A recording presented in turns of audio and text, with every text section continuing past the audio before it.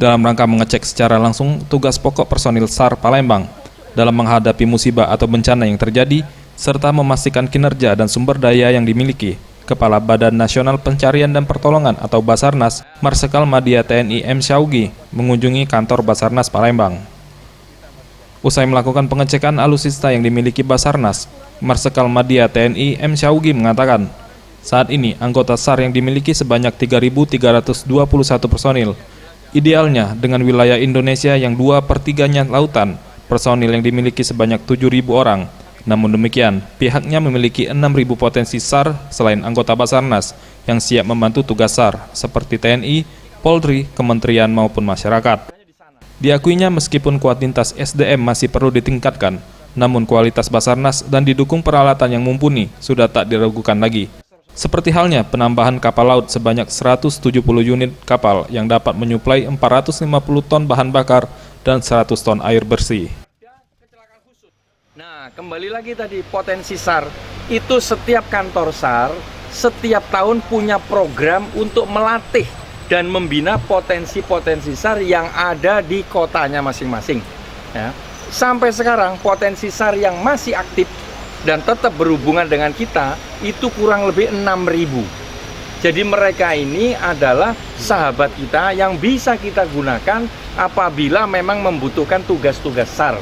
Contoh, pada waktu kemarin terjadi gempa bumi yang ada di Palu dan Donggala. Kita memiliki kantor SAR di Palu. Sementara di Donggala kita tidak punya kantor SAR. Saat itu malam itu kantor SAR Palu sebagian akan menuju ke Donggala, tetapi jembatannya terputus. Tidak bisa sampai ke sana. Sehingga pelaksanaan evakuasi korban itu dilakukan oleh potensi SAR yang ada di Donggala. Setelah jembatannya bagus, baru kita menuju ke sana.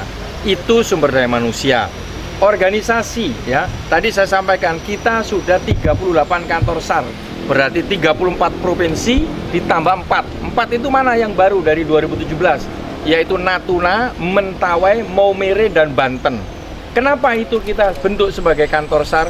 Karena melihat dari musibah cukup tinggi wilayah tersebut, sehingga perlu kehadiran tim SAR. Termasuk nanti di sini, daerah sini, Sumatera bagian selatan. Nanti kalau kita lihat ada tempat yang memang, perlu kehadiran kita, kami dengan senang hati.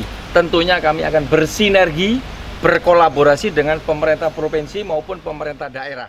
Ya, itu organisasi. Disinggung mengenai penanganan di musim hujan, ia mengungkapkan tim Basarnas siaga 24 jam. Tak perlu menunggu musim hujan, apapun itu pihaknya siaga 24 jam. Dan bila masyarakat membutuhkan bantuan SAR, cukup menekan telepon 115 atau datang langsung ke kantor Basarnas. Tim Liputan, Sriwijaya TV.